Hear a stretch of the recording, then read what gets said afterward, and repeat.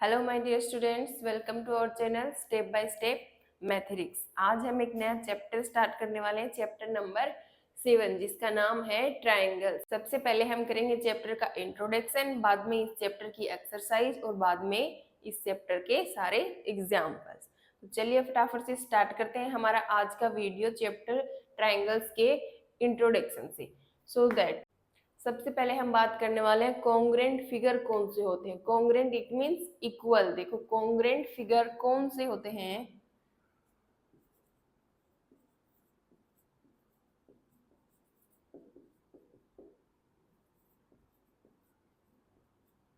Congruent figures कौन से figures होते हैं। Congruent congruent it means equal.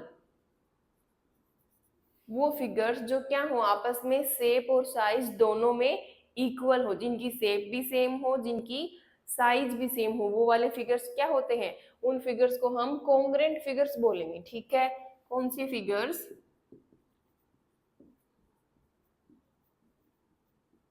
Figures whose shapes and size are both the same। ठीक है, जिनकी शेप और साइज दोनों ही क्या होती है, सेम होती है, वो फिगर्स कॉन्ग्रेंट होते हैं। अब कॉन्ग्रेंट का साइन होता है ये वाला, इस वाले साइन को हम कॉन्ग्रेंट के लिए यूज करते हैं। अगर कोई दो फिगर्स हैं वो आपस में कॉन्ग्रेंट है एक दूसरे से, तो हम वहां पे उन दोनों फिगर्स के बीच में इस वाले साइन का यूज करेंगे। ये कॉन्ग्रेंट का साइन होता है। ठीक है, अब देखो शेप और साइज में सेम इट मीन्स दो ऐसी चीजें जिनकी शेप और साइज सब सेम हो, एक दूसरे के इक्वल हो, तो वो दोनों आपस में क्या होंगे, कॉन्ग्रेंट होंगे, इक्वल होंगे।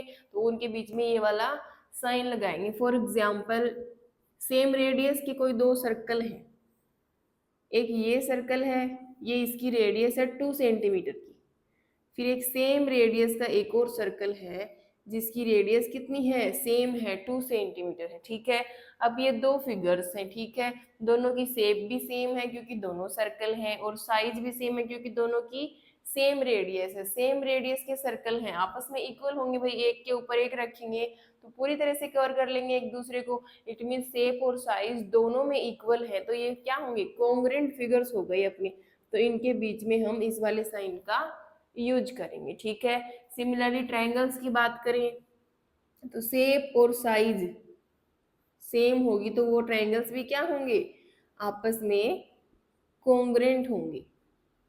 ये दो ट्रायंगल्स है A B C and P Q R. ठीक है, अब देखो ये 2 सेंटीमीटर है, ये 3 सेंटीमीटर है और ये 1 सेंटीमीटर है। सिमिलरली इधर ये भी 2 है, ये 3 सेंटीमीटर है, ये 1 सेंटीमीटर है। ठीक है भाई, तीनों साइड्स इस ट्रायंगल के तीनों साइड्स से इक्वल है। इट मीन्स इनकी शेप भी सेम है, साइज भी सेम है सारी, तो ये भी क्या है, आपस में कॉन्ग्रेंट है। तो इनके बीच में भी हम इस तरीके से कॉन्ग्रेंट के साइन का यूज करेंगे। ठीक है, सिमिलरली स्क्वायर के लिए देखेंगे, ये एक स्क्वायर है। ठीक है, और एक ये स्क्वायर है। ठीक है, तो इसकी सारी जो साइड्स है वो कितनी है, 4 4 है, और इसकी भी 4 4 है। ठीक है, तो भाई ये शेप भी सेम है, साइज भी सेम है, तो ये भी आपस में क्या हो जाएंगे, कॉन्ग्रेंट हो जाएंगे। सेम साइड के स्क्वायर्स आपस में कॉन्ग्रेंट होते हैं, सेम साइड्स और सेम एंगल्स के ट्रायंगल भी आपस में कॉन्ग्रेंट होते हैं, और सेम रेडियस के सर्कल्स भी आपस में कॉन्ग्रेंट होते हैं। तो कॉन्ग्रेंट होते क्या भाई, जिनकी शेप और साइज दोनों सेम हो, वो सारे फिगर्स चाहे वो स्क्वायर हो, ट्रायंगल हो, सर्कल हो, वो सब क्या होंगे, आपस में कॉन्ग्रेंट होंगे, और ये वाला साइन होता है कॉन्ग्रेंट का। ठीक है, अब हम इस टॉपिक में पढ़ने वाले हैं ट्रायंगल्स के बारे में। It means congruence of triangles. Next topic है आपका कॉन्ग्रेंस ऑफ ट्रायंगल्स। भाई ट्राइंगल्स भी कॉन्ग्रेंट तो होते ही हैं अगर शेप में सेम है और साइज में सेम है। अगर देखो ये है, ये ट्राइंगल्स सारे क्या है, साइज में सेम है, सारी साइड्स इसकी इक्वल है, सारे एंगल्स इक्वल हैं, शेप भी सेम है, तो ये क्या है, कॉन्ग्रेंट है आपस में। अब देखो ट्राइंगल्स के बारे में पढ़ेंगे तो इस चैप्टर में सिर्फ कॉन्ग्रेंट ट्राइंगल ही देखने हैं अपने को कि कौन से ट्राइंगल है वो कॉन्ग्रेंट है, कौन से कॉन्ग्रेंट नहीं है, या फिर अपने को कॉन्ग्रेंट प्रूफ करना पड़ेगा ट्राइंगल्स को, ठीक है। तो देखो सबसे पहले देखो ये ए बी सी ट्राइंगल, ये पी क्यू आर ट्राइंगल दोनों आपस में कॉन्ग्रेंट है, तो इनके बीच में इस तरीके से साइन लगेगा। ये ट्राइंगल का साइन होता है।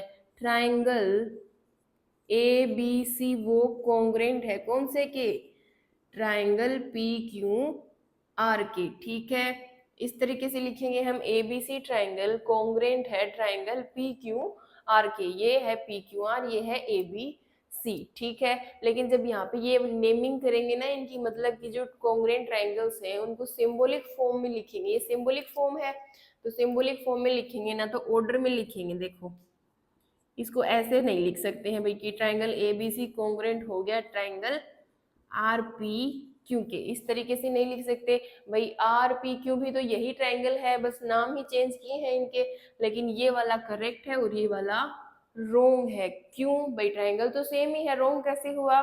देखो जब भी ऐसे सिंबॉलिक फॉर्म अपने को बनानी हो या ऐसे रिप्रेजेंट करना हो दो ट्राइंगल्स को, तो हम हमेशा कोरस्पोंडेंस ऑर्डर के अकॉर्डिंग ही लिखेंगे इनको। कोरस्पोंडेंस ऑर्डर क्या होता है, जैसे फॉर एग्जांपल ये ए बी है, ये किसके इक्वल है, इस पी क्यू के, भाई ये 2 सेंटीमीटर है ए बी, इधर से पी क्यू 2 सेंटीमीटर है, इट मीन्स ये ए बी है वो किसके कोरस्पोंड है, इस पी क्यू के कोरस्पोंड है। ये वाला साइन कोरस्पोंड का होता है, ठीक है। कोरस्पोंडिंग, ये दोनों एक दूसरे के कोरस्पोंडिंग है, it means A B corresponding है पी क्यू के और पी क्यू कोरस्पोंडिंग है ए बी के। तो अब ए बी की जगह पे पी क्यू लिखेंगे, पी की क्यू जगह पे ए बी लिखेंगे, इट मीन्स ए की जगह पे पी और बी की जगह पे क्यू, ठीक है। तो अगर पहले ए बी सी ट्राइंगल को कॉन्ग्रेंट लिखना है तो पी क्यू आर की नेमिंग कैसे करेंगे। देखो सबसे पहले आ रहा है ए, तो ए के कोरस्पोंड कौन सा एंगल है, एंगल ये वाले दोनों एंगल इक्वल है, ये वाले इक्वल है और ये वाले आपस में इक्वल है, इट मीन्स एंगल ए और पी इक्वल है, तो ये क्या है एक दूसरे के कोरस्पोंड है। A P similarly B C, sorry B और क्यू और सी और आर भी एक दूसरे के कोरस्पोंड है, ठीक है। तो ये समझ में आ गया, इसी रूल को बोलते हैं कोरस्पोंडेंस, ठीक है। तो इसके ऑर्डर में लिखेंगे, तो सबसे पहले ए आ रहा है, तो यहाँ पे सबसे पहले कौन सा लेटर आएगा जो ए के कोरस्पोंड होगा, ए के कोरस्पोंड कौन सा है, पी है, तो यहाँ पे आर नहीं आएगा, क्या आएगा, पी आएगा, ठीक है। सेकेंड नंबर पे इधर बी है, तो बी के कोरस्पोंड कौन सा है, क्यू, तो सेकेंड नंबर पे पी नहीं आएगा, क्या आएगा, क्यों आएगा। सिमिलरली फिर थर्ड नंबर पे इधर सी है, सी के कोरस्पोंडिंग में आर है, तो यहाँ पे थर्ड नंबर पे क्यों नहीं आएगा, आर आएगा। तो करेक्ट ऑर्डर कौन सा है, पी क्यू आर, ये वाला ऊपर वाला ट्राइंगल पी क्यू आर, ठीक है। तो जब भी सिंबॉलिक फॉर्म में दो कॉन्ग्रेंट ट्राइंगल्स को हम लिखेंगे तो कोरस्पोंडेंस ऑर्डर के अकॉर्डिंग ही लिखेंगे, नहीं तो अपना गलत हो जाएगा, ठीक है। तो इसको बोलते हैं correspondence,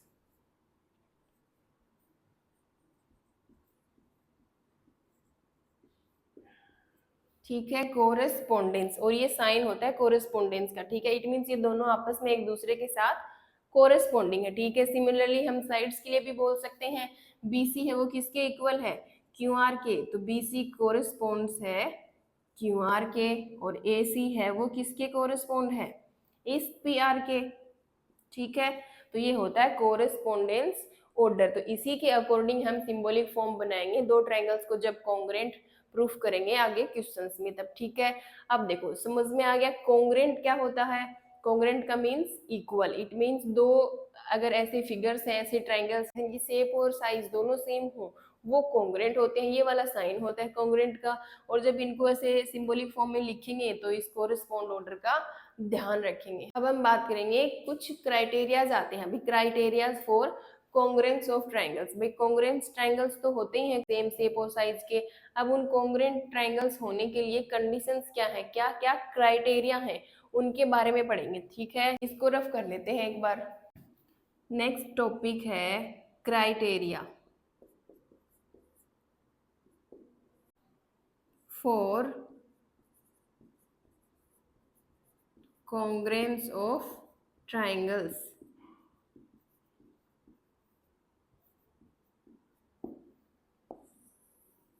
criteria for congruence of triangles. अब कॉन्ग्रेंट ट्राइंगल्स हैं उनके क्या क्राइटेरिया हैं उनके बारे में पढ़ेंगे। टोटल 5 क्राइटेरियाज हैं आपके। देखो, नंबर 1 है SAS rule,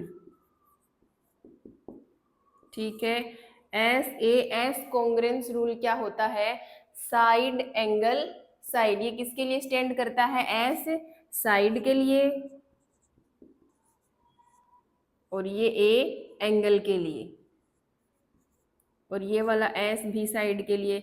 it means side angle side congruence rule. इसमें क्या होता है? दो ट्राइंगल्स कॉन्ग्रेंट होंगे। कब होंगे? जब दोनों ट्राइंगल में दो साइड्स और उन दोनों साइड्स के बीच का जो इंक्लूडेड एंगल है वो आपस में इक्वल होंगे, तो वो दोनों ट्राइंगल्स कॉन्ग्रेंट होंगे। फॉर एग्जाम्पल, एक ये ट्राइंगल है और एक ये वाला ट्राइंगल, ये दो ट्राइंगल है। ये कब कॉन्ग्रेंट होंगे? जब SAS, इट मीन्स दो साइड्स और उनके बीच का angle, included angle. It means एक ये वाली साइड 2 सेंटीमीटर है साइड, और ये वाली साइड 2 सेंटीमीटर है, ठीक है। और ये वाला एंगल है 30 डिग्री, ये वाला भी 30 डिग्री है, इक्वल है। और एक ये साइड है 1 सेंटीमीटर और 1 सेंटीमीटर। दो साइड्स हैं जो आपस में इक्वल है, और एक एंगल है जो आपस में इक्वल है। लेकिन कौन सा एंगल? ये दो साइड है और इन दोनों के बीच का angle, included angle. Included angle कौन से होते हैं भाई? जो दो साइड्स होती हैं उनसे जो बनने वाला एंगल होता है, आपस में जो वो दोनों साइड्स एंगल बनाती है, वो वाला एंगल होता है इंक्लूडेड एंगल, ठीक है। तो ये दोनों साइड्स इक्वल हैं, तो इनके बीच वाला एंगल इंक्लूडेड एंगल हो गया। तो ये दो साइड्स और एक इंक्लूडेड एंगल अगर इक्वल है दोनों ट्राइंगल्स में, तो वो आपस में कॉन्ग्रेंट होते हैं। तो ये ट्राइंगल्स क्या हो गए? आपस में कॉन्ग्रेंट हो गए, ठीक है। तो ये रूल है SAS rule, side angle side, ठीक है। कि भाई दो साइड्स इक्वल होंगी और उनके बीच का इंक्लूडेड एंगल इक्वल होगा दोनों ट्राइंगल में, तब बोलेंगे कि वो दोनों ट्राइंगल कॉन्ग्रेंट हैं अपने, ठीक है। सेकेंड नंबर पे आता है ASA rule. A congruent rule, ये क्या होता है? देखो, A it means angle, S it means side, तो एंगल साइड एंगल।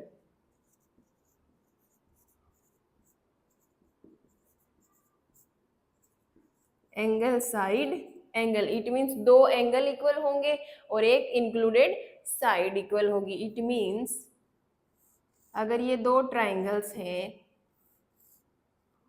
तो ये कॉन्ग्रेंट कब हो सकते हैं? जब इनमें दो एंगल इक्वल हो।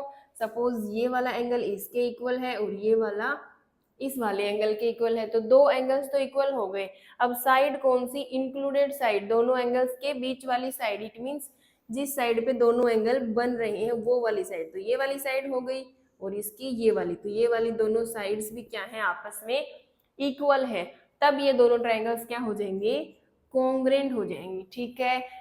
ASA रूल क्या बोलता है कि दो ट्राइंगल्स कॉन्ग्रेंट होंगे if two angles and the included side of one triangle equal to two angles and the included side of another angle. मतलब एक ट्राइंगल के दो एंगल और उनकी इंक्लूडेड साइड किसके इक्वल हो? दूसरे ट्राइंगल के दो एंगल्स और उनकी इंक्लूडेड साइड के इक्वल हो, तब वो दोनों ट्राइंगल्स कॉन्ग्रेंट होते हैं, ठीक है। अब देखो, थर्ड रूल आता है AAS, it means AAS rule. A means angle और S means side. It means angle angle side, यानी कि एक ट्राइंगल के दो एंगल और एक साइड दूसरे ट्राइंगल के दो एंगल और एक साइड के इक्वल हो, तो वो दोनों ट्राइंगल कॉन्ग्रेंट होंगे। देखो, ये एक ट्राइंगल है, ये एक दूसरा ट्राइंगल है। अब देखो, दो एंगल्स इक्वल हैं, इट मीन्स एक ये वाला एंगल इक्वल है और एक ये वाला एंगल इक्वल है। दो एंगल्स इक्वल हो गए और एक साइड भी इक्वल होनी चाहिए। अब देखो, इस वाले रूल में तो इंक्लूडेड साइड इक्वल होनी चाहिए थी, कंपल्सरी था। इस रूल में ये जरूरी नहीं है कि ये साइड इंक्लूडेड साइड हो, ठीक है। कोई भी साइड, सपोज कोरिस्पोंडिंग साइड्स इक्वल है, ये वाली साइड इक्वल है, तब भी ये दोनों ट्रायंगल्स कॉन्ग्रेंट हो जाएंगे। तो समझ में आया? AAS रूल क्या है? दो एंगल्स एंड एक साइड दूसरे ट्रायंगल के दो एंगल्स और एक साइड के कोरिस्पोंडिंग साइड के इक्वल हो, तब भी वो ट्रायंगल्स कॉन्ग्रेंट होते हैं, ठीक है। अब देखो, फोर्थ फोर्थ रूल है triple S. Triple S rule it means तीनों साइड्स। भाई एस किसके लिए स्टैंड करता है? साइड के लिए। तो side side side, it means दो ट्रायंगल्स हैं और उनकी तीनों साइड्स क्या है? इक्वल है एक दूसरे से, तो वो ट्रायंगल्स क्या होते हैं? कोंग्रेंट होते हैं।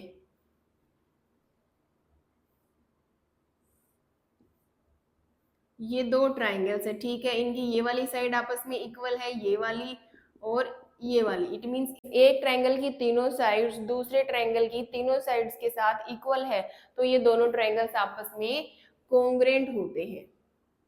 ठीक है, समझ में आ गया? Triple S rule it means side side side, it means तीन साइड्स इक्वल होनी चाहिए। ठीक है, ट्रायंगल की तीनों साइड्स इक्वल है तो वो हो गए ना कोंग्रेंट ट्रायंगल्स। ठीक है, अब बात करते हैं, लास्ट रूल है आपका आरएचएस रूल।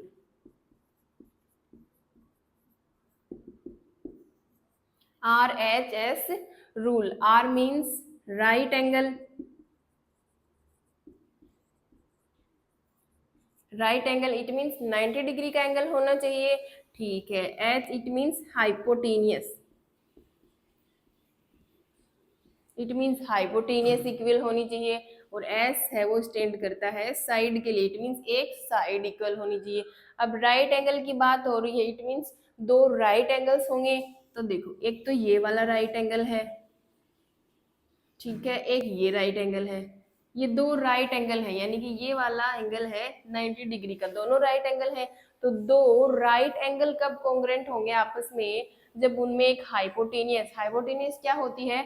जो राइट एंगल होता है उसके अपोजिट जो साइड होती है, इट मीन्स ये वाली है हाइपोटेनियस। तो हाइपोटेनियस इक्वल हो उनकी और एक साइड इक्वल हो। अब एक कोई भी एक साइड इक्वल हो, सपोज ये वाली साइड इक्वल है, तो भाई इन दोनों ट्राइंगल्स को हम कॉन्ग्रेंट बोलेंगे क्या?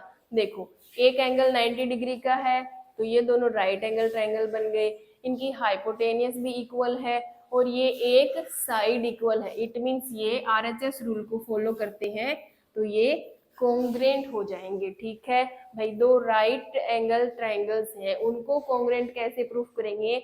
उनकी हाइपोटेनियस इक्वल होगी और एक साइड इक्वल होगी, चाहे तो ये वाली या तो ये वाली। ठीक है, तो ये है RHS, यानी कि राइट एंगल ट्रायंगल्स हैं वो कोंग्रेंट कब होंगे? जब उनकी हाइपोटेनियस और एक साइड इक्वल होगी, तब वो कोंग्रेंट हो जाएंगे। तो ये थे 5 क्राइटेरिया आपके कोंग्रेंट ट्रायंगल होने के। ठीक है भाई, दो ट्रायंगल्स को कोंग्रेंट कैसे कैसे प्रूफ कर सकते हैं? ये 5 क्राइटेरिया है, इनका यूज करके हम ट्रायंगल्स को कोंग्रेंट प्रूफ करेंगे। चैप्टर की एक्सरसाइज करेंगे तब। ठीक है, फर्स्ट कौन सा है? SAS rule, it means side angle. Side का क्या मतलब है? कि दो साइड्स हैं और एक एंगल है। ठीक है, और वो एंगल भी इंक्लूडेड एंगल है। और सेकेंड है ASA, इट मींस दो एंगल एक साइड और वो साइड इंक्लूडेड साइड होगी। फिर है AAS, इट मींस दो एंगल और एक साइड, कोई भी एक कोरिस्पोंडिंग साइड और दो एंगल्स इक्वल हैं दो ट्रायंगल्स में, तो वो कोंग्रेंट हो जाएंगे। फिर एक है SSS रूल, तीनों साइड इक्वल होनी चाहिए। एक है RHS रूल, इट मींस दो राइट ट्रायंगल्स हैं वो भी कोंग्रेंट हो सकते हैं अगर उनकी हाइपोटेनियस इक्वल है। ये हाइपोटेनियस है, ये भी इक्वल है इनकी और एक साइड इक्वल है, तो ये दोनों राइट एंगल ट्रायंगल्स भी क्या होते हैं? कोंग्रेंट हो जाएंगे। ठीक है, तो ये टोटल आपके क्राइटेरिया है किसके? कोंग्रेंस ऑफ ट्रायंगल की। ठीक है, एक लास्ट टॉपिक है आपका भाई, some properties of a triangle. एक ट्रायंगल की कुछ प्रॉपर्टी होती है, उनके बारे में भी पढ़ेंगे। देखो, एक आइसोसेलेस ट्रायंगल होता है जिसकी दो साइड्स इक्वल होती हैं, इक्विलैटरल ट्रायंगल जिसकी तीनों साइड्स इक्वल होती है। ठीक है, देखो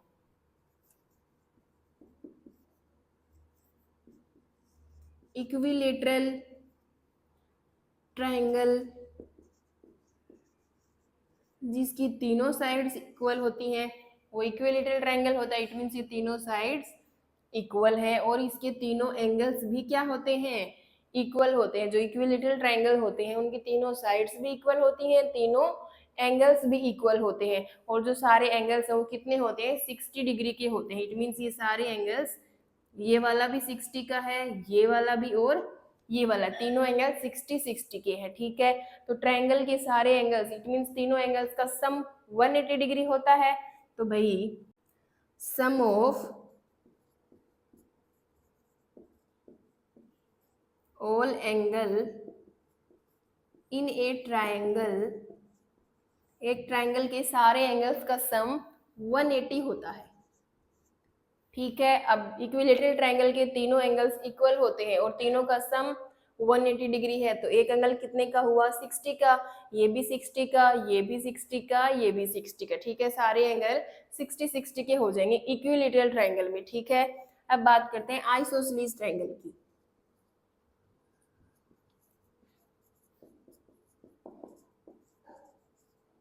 आइसोसेलेस ट्रायंगल्स में दो साइड्स इक्वल होती हैं और दो ही एंगल इक्वल होते हैं। देखो ये एक ट्रायंगल है जिसकी ये वाली साइड्स क्या है? इक्वल है। ये दो साइड्स इक्वल होती हैं, वो ट्रायंगल्स आइसोसेलेस ट्रायंगल्स होते हैं।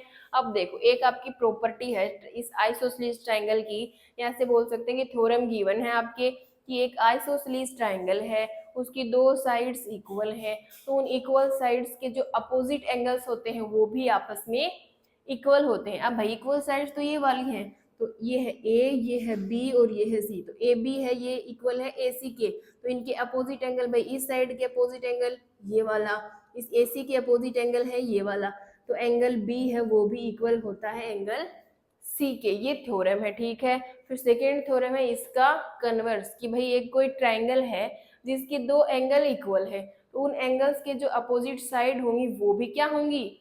इक्वल होंगी। सपोज ये जो ट्राइंगल है इसमें ये एंगल्स इक्वल गिवन है, तो इनके अपोजिट साइड्स, इस एंगल के अपोजिट ये वाली और इसके अपोजिट ये वाली, ये साइड्स भी आपस में इक्वल होती हैं। तो ये थ्योरम है, दो स्टेटमेंट्स हैं आपके, दोनों को हम प्रूफ करेंगे। ठीक है, तो पहले इसको रफ कर लेते हैं।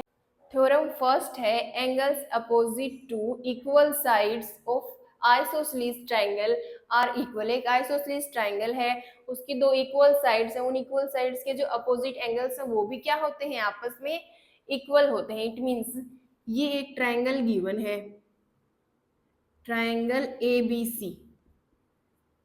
ठीक है, एबीसी एक ट्रायंगल गिवन है, आइसोसेलेस ट्रायंगल है। इट मींस ए बी किसके इक्वल है? AC के। ये दोनों साइड्स इस ट्रायंगल की इक्वल है क्योंकि ये आइसोसेलेस ट्रायंगल है। ठीक है, अब अपने को प्रूफ क्या करना है कि इसके अपोजिट एंगल्स भी इक्वल है। इट मींस ये एंगल B और C को इक्वल प्रूफ करना है,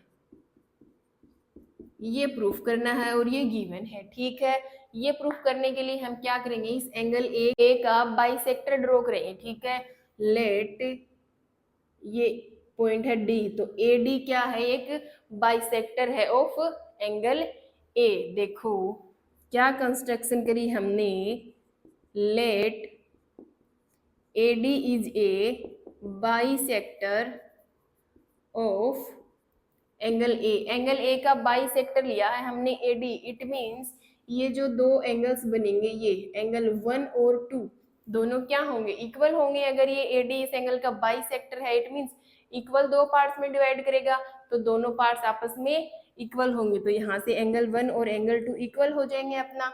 ये हमने लेट किया है, कंस्ट्रक्शन करी है हमने। ठीक है, ठीक है, अब देखो दो ट्रायंगल्स बन गए, ADB और ADC, एक ये वाला और एक ये वाला। दोनों ट्रायंगल्स को अगर कॉन्ग्रुएंट प्रूफ कर दे हम, तो दोनों ट्रायंगल्स के कोरस्पॉन्डिंग पार्ट्स भी इक्वल हो जाएंगे। तो देखो सबसे पहले इनको कॉन्ग्रुएंट प्रूफ करेंगे। In triangle ADB and triangle ADC में देखो AD तो दोनों में कॉमन है, AD इक्वल AD, क्यों? क्योंकि ये तो कॉमन है। ठीक है, एंगल 1 है वो इक्वल है एंगल 2 के, ये हमने कंस्ट्रक्शन की है, बाई कंस्ट्रक्शन से आ गया कि ये दोनों क्या है? अपने इक्वल एंगल्स है। भाई इस ट्रायंगल का 1 एंगल और इसका 2 एंगल, दोनों ट्रायंगल्स के एक एक एंगल इक्वल हो गए। AD दोनों में ही आ रही है तो कॉमन आर्म है तो इक्वल हो गई, तो एक साइड इक्वल हो गई, एक एंगल इक्वल हो गया। और देखो AB और AC दोनों इक्वल गिवन है क्योंकि ये आइसोसेलेस ट्रायंगल है पूरे बड़े वाला, तो ये इस ट्रायंगल की AB और इसकी AC भी इक्वल है। AB इक्वल है AC, ये भी क्या है?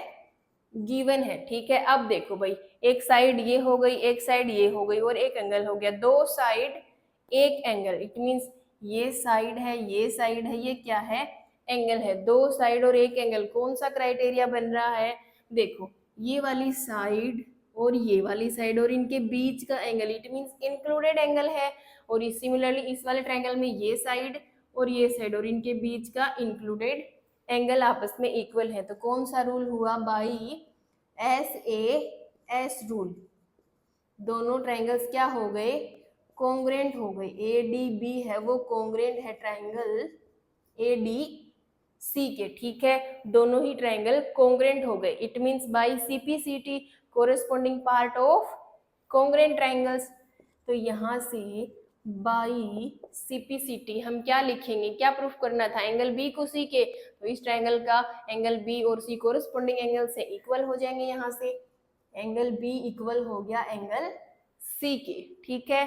तो यही था कि एक आइसोसेलेस ट्रायंगल है तो उसकी जो इक्वल साइड्स होती हैं उसके अपोजिट एंगल्स भी आपस में इक्वल होते हैं। ये हमने प्रूफ कर दिया है। कैसे? कॉन्ग्रेंस रूल्स के अकॉर्डिंग। दोनों ट्रायंगल्स को पहले कॉन्ग्रेंट प्रूफ किया, फिर by CPCT। CPCT in short में बोलते हैं, क्या होती है? Corresponding parts of congruent triangles, ठीक है।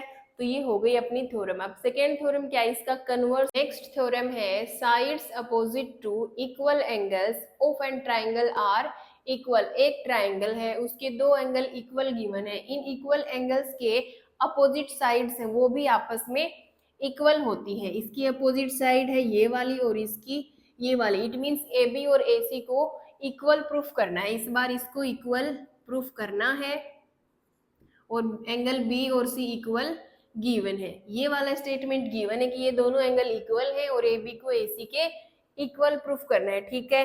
तो सबसे पहले तो हम कंस्ट्रक्शन करेंगे एंगल A का, क्या करेंगे? बाइसेक्टर। ये हो गया AD, इस एंगल A का बाइसेक्टर। इट मींस ये 1 और ये 2 दोनों एंगल्स आपस में इक्वल हो गए। तो let AD is a bisector of angle A। तो एंगल A 1 और 2 दोनों आपस में इक्वल हो जाएंगे। फिर हम इन दोनों ट्रायंगल्स की बात करेंगे ADB और ADC में, इनको कॉन्ग्रेंट प्रूफ करेंगे, ठीक है। तो in triangle ADB and ADC, ठीक है। सबसे पहले तो AD दोनों में है, कॉमन है, साइड हो गई। फिर देखो सेकेंड नंबर पे एंगल 1 और 2 भी इक्वल हो गए। हमने जो कंस्ट्रक्शन करी थी वहां से ये बाइसेक्टर है AD इस एंगल A का। इट मींस 1 और 2 दोनों एंगल्स इक्वल है। ये एंगल हो गया, ठीक है। अब देखो इस पहली वाली थ्योरम में तो ये AB AC इक्वल गिवन थे, इस बार इनको इक्वल प्रूफ करना है तो ये वाली कंडीशन यहाँ पे नहीं आएगी। इसकी जगह पे कौन से गिवन है? एंगल B और C इक्वल गिवन है। तो यहाँ पे जो अपनी थर्ड कंडीशन है वो चेंज हो जाएगी। क्या हो जाएगी? एंगल B इक्वल है एंगल C के, ये भी गिवन है। तो ये कौन सी हो गई? एंगल हो गई। अब देखो दो एंगल्स और एक साइड, और वो साइड कौन सी है? इंक्लूडेड है कि नहीं है? देखो एक तो ये वाला एंगल है, दूसरा ये वाला एंगल है और साइड है ये वाली। इट मींस इंक्लूडेड साइड नहीं है। इंक्लूडेड साइड कौन सी है? ये है, इसकी AB और इसकी AC। It means included side नहीं है। तो कौन सा रूल हो गया? AAS। तो यहाँ पे रूल हो जाएगा अपना बाई AAS रूल से ये दोनों ट्रायंगल्स कॉन्ग्रेंट हो जाएंगे आपस में। फिर corresponding part of congruent triangles equal होते हैं। तो बाई CPCT से हम बोल सकते हैं कि AB इक्वल BC के। भाई एंगल तो इक्वल गिवन ही है अपने को, तो कोरेस्पोंडिंग पार्ट्स हैं AB और AC वो भी आपस में इक्वल हो जाएंगे, ठीक है। ये था स्टेटमेंट कि sides opposite to equal angles of a triangle वो भी आपस में इक्वल होती हैं। भाई अगर एक ट्रायंगल है उसकी दो एंगल्स इक्वल हैं तो उनकी अपोजिट साइड भी इक्वल होती हैं, प्रूफ कर चुके हैं हम। और इससे पहले वाली थ्योरम क्या थी कि एक आइसोसेलेस ट्रायंगल है, इट मींस उसकी दो साइड्स इक्वल हैं, उन इक्वल साइड्स के अपोजिट एंगल्स हैं वो भी आपस में इक्वल होते हैं, ठीक है। ये दो स्टेटमेंट्स हैं आपकी, दो थ्योरम्स हैं इस चैप्टर की जो हमने कंप्लीट कर ली है। आई होप ये अच्छे से समझ में आई होंगी आपको। देखो फर्स्ट थ्योरम क्या थी कि दो साइड्स इक्वल हो तब एंगल्स को इक्वल प्रूफ करेंगे ABC। तो हम इस A का कंस्ट्रक्शन करेंगे, इस एंगल का डिवाइड करेंगे दो इक्वल पार्ट्स में, ठीक है। ये हमने कंस्ट्रक्शन करी, ठीक है। तो ये दोनों इक्वल हैं तो अपने को इन एंगल्स को इक्वल प्रूफ करना था। एंड में एंगल्स गिवन है इक्वल तो साइड्स को इक्वल प्रूफ करेंगे, ठीक है। इन थ्योरम्स के अलावा क्या क्या पढ़ा हमने? 5 रूल्स पढ़े थे। SAS रूल, फिर ASA रूल, फिर AAS रूल, SSS रूल और RHS रूल। ये पांचों क्या हैं आपके? ट्रायंगल्स के क्राइटेरिया है कॉन्ग्रुएंट होने के लिए, ठीक है। और ये दो थ्योरम्स हैं आइसोसेलेस ट्रायंगल के लिए, ठीक है। इनके स्टेटमेंट्स का यूज करेंगे क्वेश्चंस में डायरेक्टली, यहाँ पे हमने इनको प्रूफ भी कर लिया है, ठीक है। और कॉन्ग्रुएंट तो पता ही है आपको, जिनकी शेप और साइज दोनों इक्वल होती है वो कॉन्ग्रुएंट होते हैं। और ये वाला साइन होता है कॉन्ग्रुएंट का और ये वाला साइन होता है कोरेस्पोंडेंस का, ठीक है। तो जब सिंबॉलिक फॉर्म लिखेंगे तो कोरेस्पोंडेंस के अकॉर्डिंग ही लिखेंगे भाई, जो चीज जिसकी कोरेस्पोंडिंग है उसकी जगह पे वही चीज, ठीक है। अब दो ट्रायंगल्स हैं, अगर वो एक दूसरे के कॉन्ग्रुएंट हैं, ये ट्रायंगल और ये ट्रायंगल एक दूसरे के कॉन्ग्रुएंट है, इट मींस कॉन्ग्रुएंट ट्रायंगल्स के कोरिस्पोंडिंग पार्ट्स इक्वल होते हैं सारे। तो इनको इसको हम इस स्टेटमेंट को शॉर्ट में क्या बोलते हैं, CPCT. CPCT it means corresponding part of congruent triangle. तो कॉन्ग्रुएंट ट्रायंगल्स के कोरिस्पोंडिंग पार्ट्स इक्वल होते हैं, तो बाई सीपीसीटी ऐसे हम लिखेंगे जब क्वेश्चन करेंगे। तो ये है शॉर्ट फॉर्म में लिखेंगे इस स्टेटमेंट को, ठीक है। ये था आपका चैप्टर 7 का इंट्रोडक्शन। आई होप आपको अच्छे से समझ में आया होगा। फिर भी डाउट्स अगर आ रहे हैं तो आप कमेंट बॉक्स में हमारे साथ अपने डाउट शेयर कर सकते हैं। नेक्स्ट वीडियो में हम इस चैप्टर की एक्सरसाइज स्टार्ट करेंगे 7.1, टोटल 3 एक्सरसाइज, 7.1, 7.2 एंड 7.3, और सबसे लास्ट में करेंगे इस चैप्टर के examples. Till then take care and bye bye.